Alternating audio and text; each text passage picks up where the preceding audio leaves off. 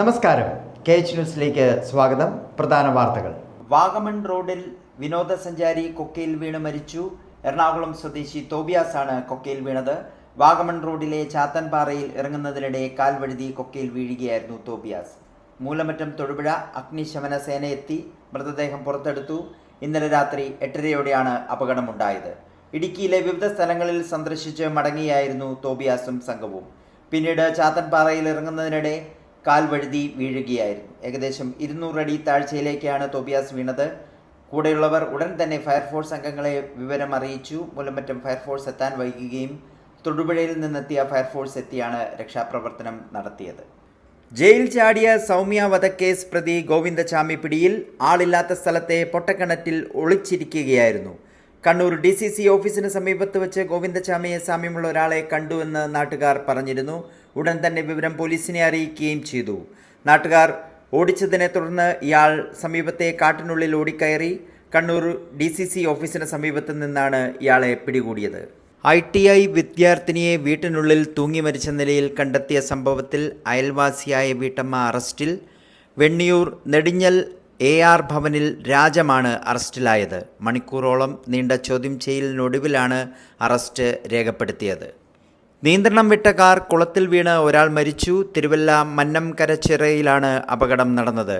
കാരക്കൽ സ്വാമിപ്പാലം വിലാസത്തിൽ ജയകൃഷ്ണനാണ് മരിച്ചത്. ഇന്നലെ രാത്രി 11:30ഓടെയായിരുന്നു സംഭവം. അപകടത്തിൽ ജയകൃഷ്ണൻ സുഹൃത്തുക്കളായ അനന്തു, IB എന്നിവർക്ക് പരിക്കേറ്റു. ഇതിൽ IBയുടെ നില ഗുരുതരമാണ്.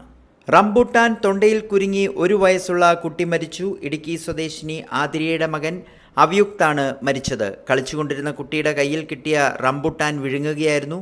പെരുമ്പാവൂരിലാണ് സംഭവം. തിരൂരിൽ ഓട്ടോറിക്ഷയിൽ നിന്ന് തെറിച്ചു വീണ് പരിക്കേറ്റ കുട്ടി മരിച്ചു. വളാഞ്ചേരി പുറമള്ളൂർ സ്വദേശി ഫൈസൽ ബൾക്കീസ് ദമ്പതിമാരുടെ മകൾ ഫൈസയാണ് മരിച്ചത്. ഇന്നലെ രാത്രി 7 മണിയോടെയാണ് കുട്ടി ഓട്ടോറിക്ഷയിൽ നിന്നും തെറിച്ചു വീണത്. കോട്ടയ്ക്കലിലെ സ്വകാര്യ ആശുപത്രിയിൽ ചികിത്സയിലായിരിക്കെയാണ് അന്ത്യം. കരിമ്പിൻ ടൗണിൽ തെരുവ് നായുടെ കടിയേറ്റ 5 പേരെ ഇടുക്കി മെഡിക്കൽ കോളേജ് ആശുപത്രിയിൽ പ്രവേശിപ്പിച്ചു. കരിമ്പനിൽ അലങ്കാര മത്സ്യം കടയുടമയായ റുക്കി അലിയാർ, തടമ്പയാട് സ്വദേശി സൂരജചന്ദ്രൻ, തോപ്രാംകുടി സ്വദേശി പ്രഭാകരൻ, കൊച്ചുകുട്ടി, ലിൻഡോ, രഞ്ജു എന്നിവർക്കാണ് കടിയേറ്റത്. വ്യാഴാഴ്ച ഉച്ചകഴിഞ്ഞ് 3:30ക്കാണ് സംഭവം. കരിമ്പിൻ ടൗണിൽ നിന്നിരുന്ന പ്രഭാകരനെയാണ് ആദ്യം കടിച്ചത്. തുടർന്ന് തടിയമ്പാട് ഭാഗത്തേക്ക് പോയ നായ മറ്റുള്ളവരെയും കടിക്കുകയായിരുന്നു. പിന്നീട് നായയെ നാട്ടുകാർ തല്ലിക്കൊന്നു. മെഡിക്കൽ കോളേജിൽ പ്രവേശിപ്പിച്ചവരെ കുത്തിവയ്പ്പെടുത്ത ശേഷം വിട്ടയച്ചു.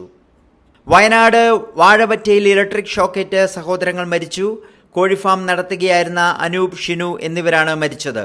ഫാമിൽ വെച്ചാണ് ഇവർക്ക് ഷോക്ക് ഏറ്റത്. സ്ഥലമുടമ രാവിലെ ഫാമിലെത്തിയപ്പോൾ ഇരുവരും മരിച്ചു കിടക്കുന്നത് കാണുകയായിരുന്നു. 2021 മുതൽ 24 വരെയുള്ള പ്രധാനമന്ത്രി നരേന്ദ്രമോദിയുടെ അന്താരാഷ്ട്ര സന്ദർശനങ്ങൾക്ക് 295 കോടി രൂപ ചെലവായതായി കേന്ദ്ര സർക്കാർ കണക്കുകൾ. 2025 US, ഫ്രാൻസ് ഉൾപ്പെടെയുള്ള 5 രാജ്യങ്ങൾ സന്ദർശിക്കുന്നതിനായി 67 കോടിയിലധികം രൂപ ചെലവിട്ടതായും കേന്ദ്ര സർക്കാർ പുറത്തുവിട്ട ഡാറ്റയിൽ പറയുന്നു. ഇതോടെ വാർത്തകൾ കഴിഞ്ഞു. നമസ്കാരം.